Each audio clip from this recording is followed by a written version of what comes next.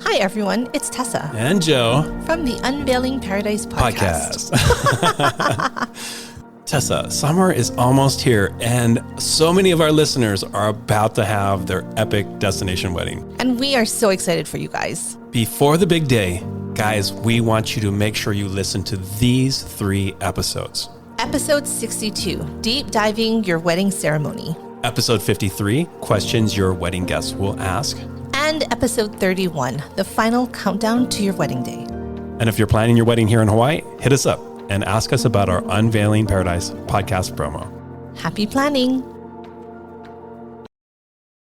Hey, Jet Setters. Welcome to the last episode of season 1. Not the last episode ever. Be ready. We're coming back, but for season 1. Joe, welcome to my podcast. I can't believe we made 15 episodes. It's amazing. It actually went by really fast. And we didn't kill each other. We didn't kill each other. I have some like bruises on my ankles from you kicking me under the table. Sorry. And some of my commentary didn't make it into the actual It had episode. to get cut. But we are super excited that was our goal, to hit 15 episodes. So here we are with our final episode of season 1. Right. And this is going to be a good one. So it's sort of the pinnacle of the last 15 episodes. We've talked to some of our past clients, destination couples, and just kind of thought, like, what advice would you share with future couples? And this is from real clients who are saying, real people planning a destination wedding. Here's what I would like to know before I actually decided to do it. Exactly. Let's get started. Welcome to Unveiling Paradise, your go-to destination wedding podcast. I'm Tessa, wedding planner and owner of Fred and Kate Events. And I'm Joe, wedding and adventure photographer of Joseph Esser Photography. We are based in Hawaii, one of the biggest, most popular locations for destination weddings. We want to share our real-life experiences with you, give you insight from a professional's perspective, and still make sure you're having fun in the process. We're huge believers in the fact that planning a destination wedding can be one of the most amazing experiences, and we want to bring you along. We're so excited to talk with you about weddings, Hawaii, and everything else under the sun. So pack your bags and let's get started. Welcome to episode 15 and my podcast. That's my podcast. Today we are talking about a question we asked our real clients, our real couples. What advice would you give someone planning a destination wedding? And we have a bunch of different responses that we're going to kind of, talk about and discuss. I think it's actually such useful information.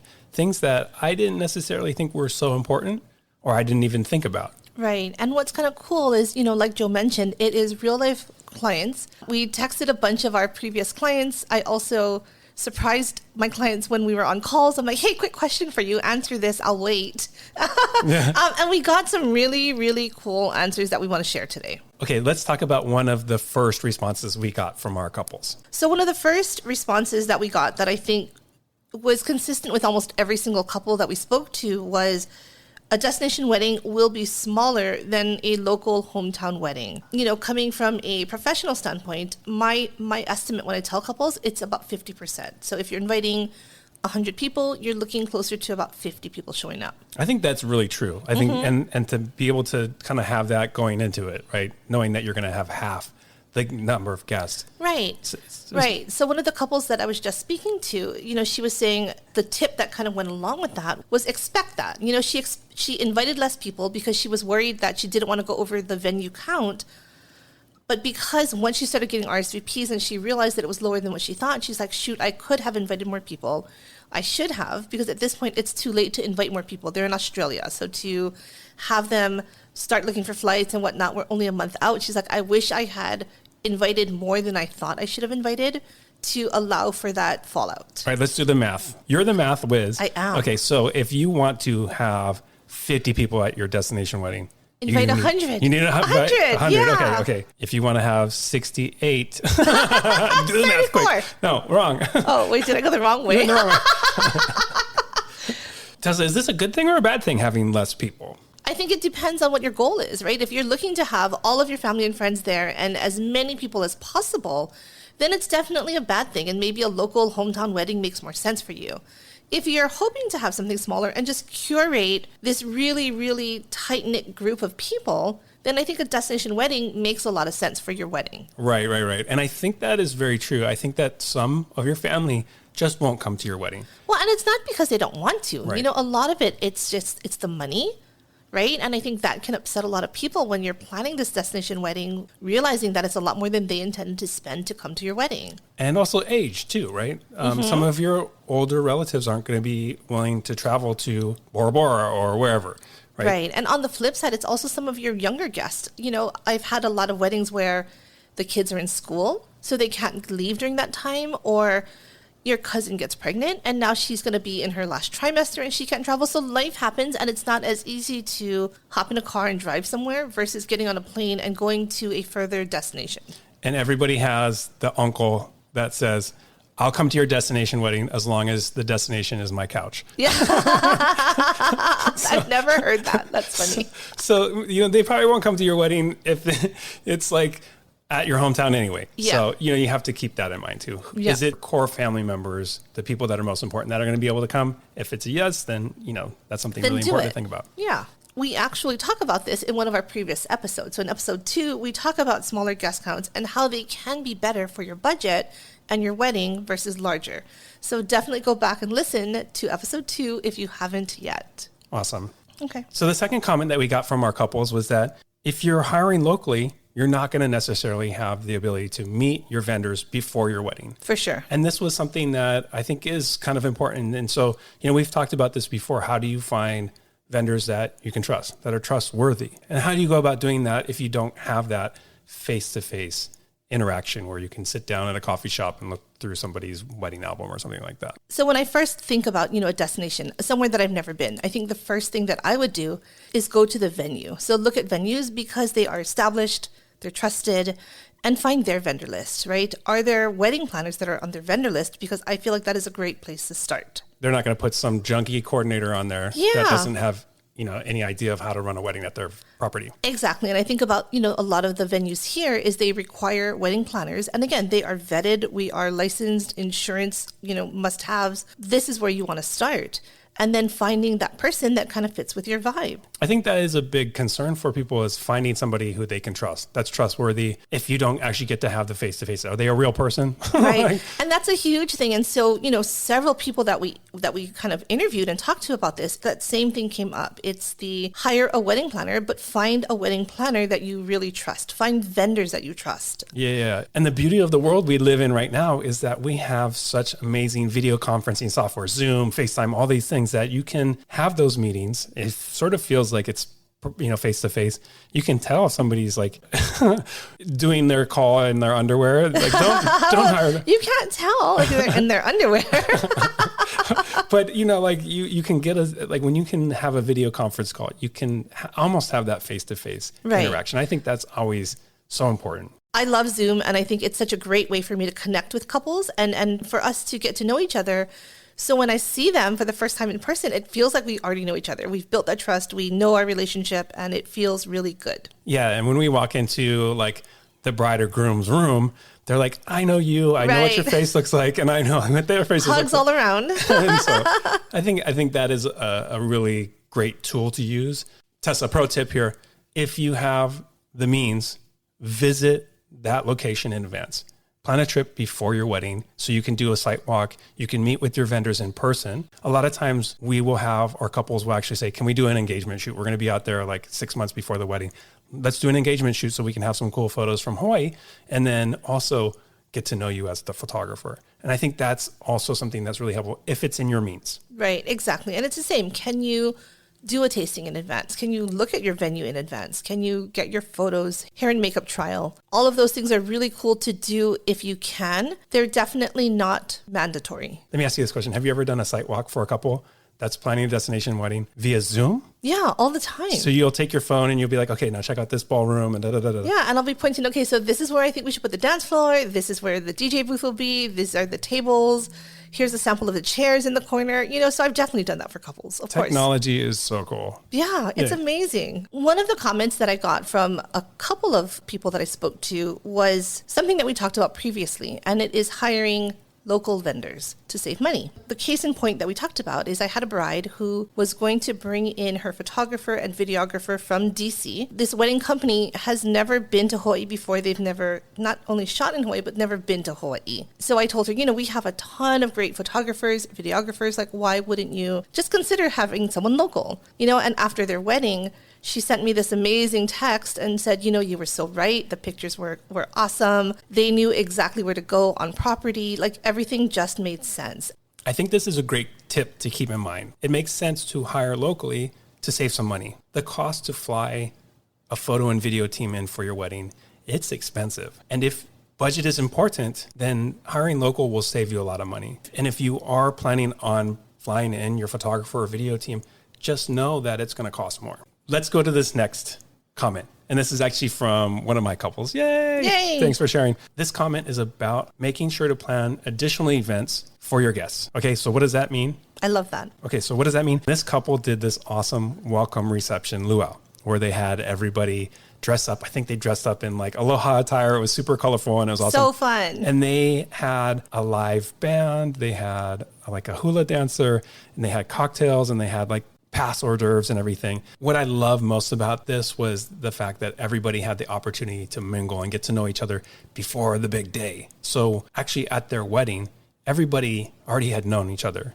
It wasn't just like getting to meet each other at first, and like, a lot of times it's the bride or the groom and their families that are coming together. They never met each other. Right. And if they're doing that on the wedding day, I think that could be kind of awkward. But if they were just like sipping Mai Tais the night before, it's just going to be a lot more relaxing. It kind of breaks the ice, especially with a lot of destination weddings. If the families are from different places, they haven't met each other. So this is maybe one of the first few times that they've actually met and got to hang out. I see that a lot, right? Do you see that a lot? Like usually it's like before the wedding, our couples will have like a whole list of different activities that they'll do. And I think that's so awesome. What else do you see? Right. So in addition to the pre-wedding, the post-wedding, right? So a lot of times they do the brunch the next day. They have, lunches and picnics and whatnot. But one thing that I really love is the after party. For example, in Hawaii, if you're outdoors, the party has to stop at 10, which is really early for a lot of people. My suggestion, though, is to take your party and go to a bar.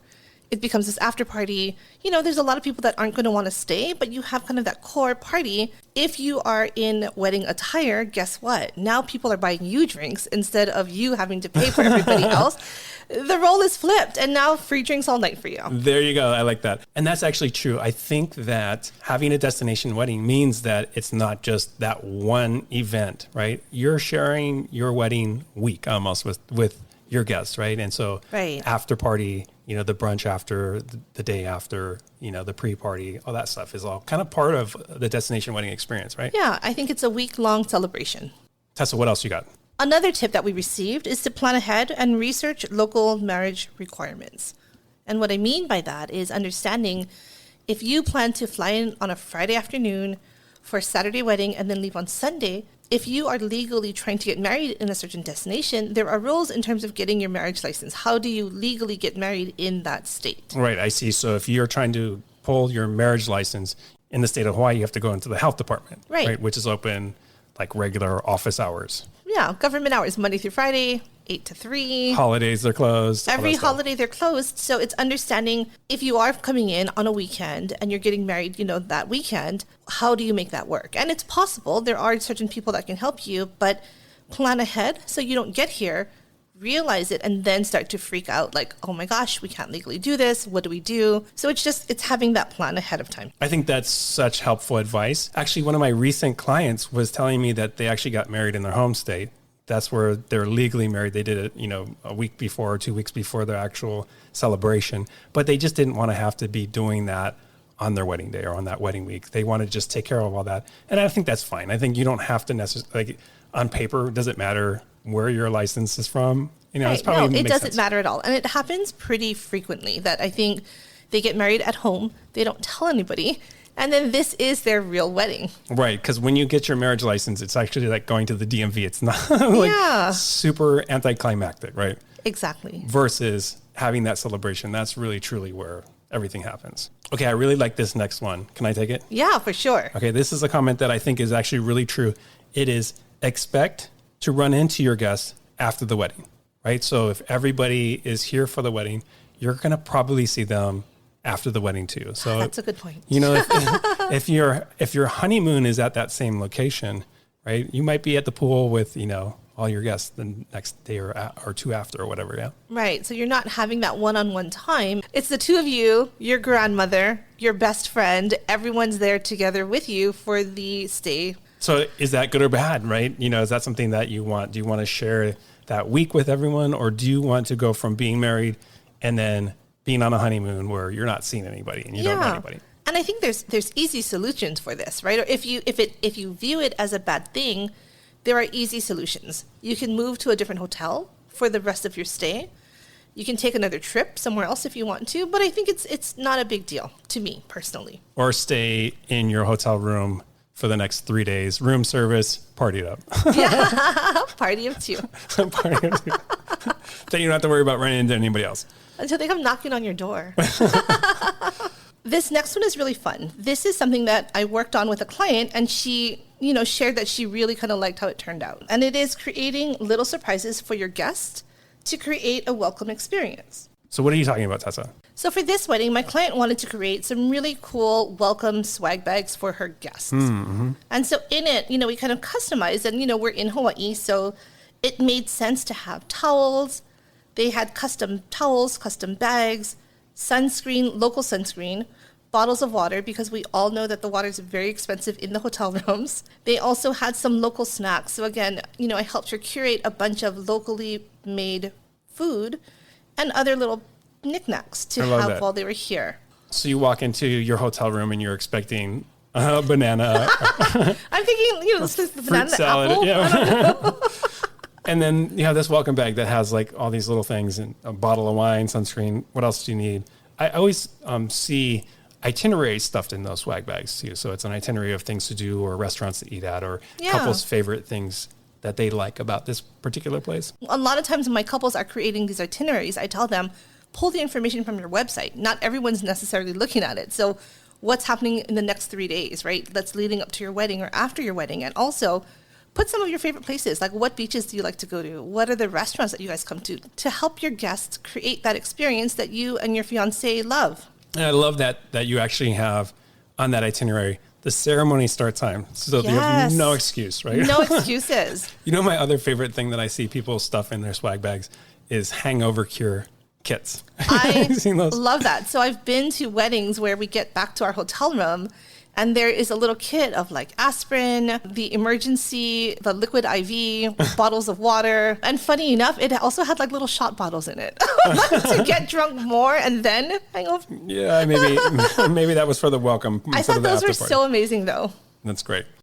Okay, so this next one comes from one of our international clients, and they're from Australia. And they were saying, keep a watch on your currency and your currency conversion rates. Right. Because at different points, their dollar was worth more or worth less compared to the US dollar. I thought that was really interesting to hear. It was such as, it's one of those things where living in the United States, our dollar has been getting stronger, right? Even against the Japanese yen, euros, whatnot. And you just kind of sometimes forget how it reverses when people are traveling here. Right. Their dollar is weaker. And so when we were talking to this couple, the one thing that she had mentioned was, had I paid more in advance versus waiting to pay towards the end, their spend would have been a lot less. Yeah. Right? Because it's the conversion. That's so true. Like when you travel internationally, like, okay, how much is, and sometimes you're like your dollar is stronger, sometimes it's weaker. And that's super great advice. Right. Like that. One piece of advice that a bride shared with me, and I love this, and I do tell this to clients, is always hand carry your wedding dress on the plane. Was she stressed about that, or what was this? Yeah, so she had said she's read horror stories about, checking in your dress, your bags getting lost. And let's be honest, the airline industry is struggling right now. So why add more stress to yourself? Carry on your dress. I always tell people, be super nice to the flight attendants. I think she brought little treats. So they would, help her store her wedding dress. So it would get here with her the whole time. So you have a visual of your dress the entire time. It's never out of sight. It's never missing. It's never, lost and sent somewhere else. It's just that peace of mind that your dress will be there with you. Wedding gowns are so expensive. I've had a bride who had a $20,000 wedding gown. I was like, what? You paid that much for it? But I mean, imagine that. Like, would you put $20,000 of cash in your suitcase or $20,000 of camera gear in your suitcase. You carry those important, valuable things. Right. I think that's super good advice. I think that's actually pretty commonplace practice. Most of our brides will hand carry their wedding gown, and it's not a big deal. There's always like a little compartment in the front of the plane where they can put it on a hook and it's not going to get wrinkled either. So the funny thing is, I think a lot of my couples think that the best thing to do is ship it ahead of time. Yeah. So they have it there waiting when they get there. And I do tell them, carry it with you. Right. Just to be safe. And if you check it into your luggage, what happens if the luggage gets lost? You're screwed. Exactly. So I think that this piece of advice that this bride shared with us is perfect. Carry it with you. Keep it in your eyesight. If you have to forego a carry-on bag, do it just so you can have the dress with you all times. It's worth it. Okay. And our final tip and advice from one of our couples on how to have a successful destination wedding. It's about budget, right? Always about budget. We talked about this in episode 9. We talked about this. This is super important. So their comment was actually set a real budget, right? Set an actual real budget and prepare for your wedding to cost more than you actually expect. Right. Which is, it's one of those things where it can sometimes be a bummer, but you have to expect the unexpected. And it's not that everything's more expensive, but you may end up wanting to upgrade or more people may show up. So be prepared for everything. That is the golden rule of Wedding Planner 101. And I think a lot of couples think that a destination wedding can be cheaper than having a local hometown wedding because you don't have as many people, right? And that can be true, right? It actually can be cheaper. If you were going to have a wedding of 500 people and because you're doing a destination, you're only inviting 50, your cost should be less. But we actually just had a wedding that went way over budget, and it was because of this exact reason. They had thought there was going to be 75 people and 130 RSVP'd. So, but that's awesome, right? Awesome. Awesome. But their budget was based on 70 people for dinner and drinks and all that sort of stuff. That extra 40, 45 people almost doubled their budget for what they were expecting to pay for dinner and drinks. And I know that that was something that they were kind of stressed out about. And this is why they kind of shared this advice with you. Yeah. Super important. Okay, let's recap. I think we had 10 different tips on how to have your best destination wedding? I think so. Advice. Maybe. All right. Okay, let's go. Okay. So the first tip is destination weddings will often be much smaller than a local wedding. So plan for that. Yes. So if you're inviting 100, expect 50. Correct. Yes. Okay, I could do math. Yay. Yay, math. Okay, number 2, if you're hiring locally, you're not necessarily going to have a face-to-face meeting with your vendors before your actual wedding day. Correct. So finding vendors that you trust is really important. Totally. The third one is save money by hiring local vendors. And we talked about this. It's going to be expensive to fly in all your vendors. Right. So airfare, hotels, transportation, all of that's expensive. So save money by hiring local. But if you want to have your super special, awesome photographer, fly them in, but just know it's going to cost more. All right, number 4, have additional events if you're doing a destination wedding. So have a welcome reception, have some different mixers and events and hiking trips and surf trips or whatever you're doing. And don't forget the after party. The next one is to plan ahead and research your local marriage requirements. You don't want to fly in, get to your destination, and then realize you don't have enough time to get the proper paperwork to legally get married there. Right. So if you expect to actually pull a marriage license in the state that you're going to be doing your wedding at, make sure you get there and make sure you know when those offices are open. Right. Do your research beforehand.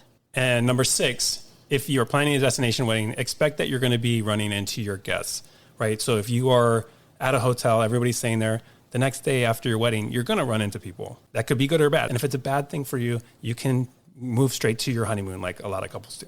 Number 7, create a welcome experience for your guests with little treats. Welcome bag. The swag bag. The swag bag. Everybody loves that. Yeah, swag bags are the best. Number 8, currency. Check the value of your currency. And if that currency is moving around, pay things when the currency is the strongest. Yep. Especially for, wait, this only applies to our international guests. Yeah, I mean, Minnesotans are fine. Number 9, always carry your wedding dress with you. Don't check it in. Don't send it ahead. Carry it. Have it visually with you the entire time. Don't trust anybody. Don't trust anyone with your wedding dress, your bank account, nothing. Rounding out our list, number 10, if cost is going to be an issue, set a real budget and expect that budget is going to be higher than you expect. What a great piece of advice. I wish I thought of that myself. All right. And with that, season 1, episode 15 is complete. We did it. Yay! Season 1 is done. Awesome. Did you have fun? So much fun, I guess. Are you going to keep me on as your co-host? You are the best co-host ever. All right. Back at you. So we are taking a quick little break. Yes. 1 month. 1 month. We will be back in mid-November. So right before the holidays, we will be back in your ears. And season 2 is going to be a little bit different because we already have lined up some amazing guests to interview for our podcast. These are our favorite destination wedding professionals, and they're going to share their own unique perspective on working in the world that we work in. Exactly. It's going to be fun to have another perspective coming and talking with us about destination weddings, weddings in general, and just everything else. I can't promise you they're going to be any funnier, but they won't be funnier than me. They'll be funnier than you, but that's good. I have a whole pocket full of dad jokes right here. I can't wait. Cannot wait. Save them for season 2. All right. Sounds good. And we will see you guys again real soon. We'll see you guys soon. Thanks for listening to another episode of Unveiling Paradise. If you enjoy our show, please follow us and rate us on Spotify or wherever you listen to podcasts. It would really mean a lot. And don't forget to also get on our mailing list and follow us on Instagram. Just do it already.